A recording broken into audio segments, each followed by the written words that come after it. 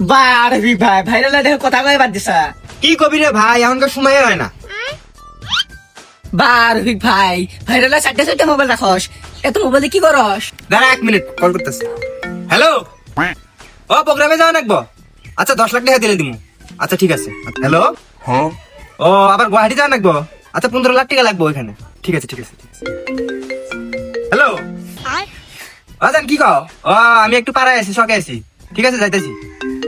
ও বাবু, ও ঠিক আছে ঠিক আছে, তোমার নাকি একটা আমি আজকে গাড়ি নিয়ে যাবো, স্কুটি। ঠিক আছে ঠিক আছে।